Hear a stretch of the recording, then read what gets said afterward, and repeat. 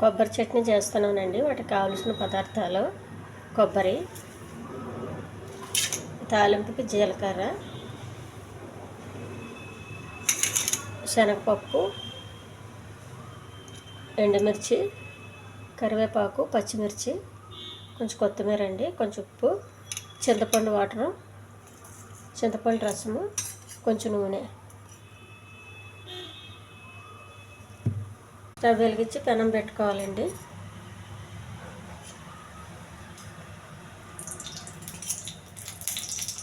నూనె కొద్దిగా,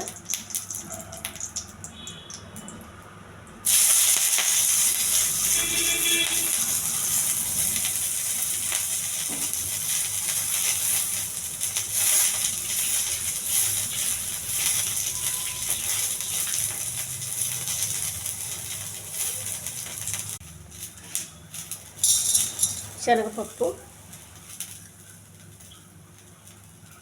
కొంచెం జీలకర్ర, ఎండుమిర్చి అండి, కొంచెం దోరగా ఎగర్చాలి.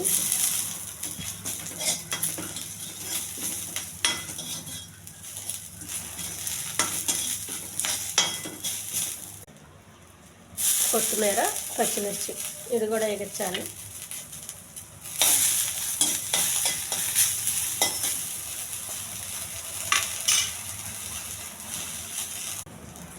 ఇవన్నీ ఒక ప్లేట్లో తీసుకోవాలండి.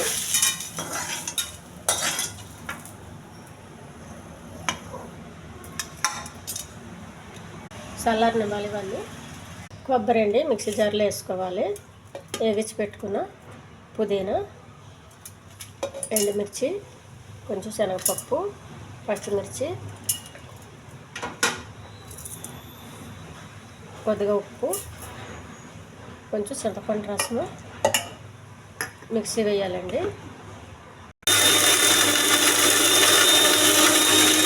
చట్నీ రెడీ అయిపోయిందండి. ఒక గిన్నెలోకి తీసుకొని తాలింపు వేసుకోవాలి.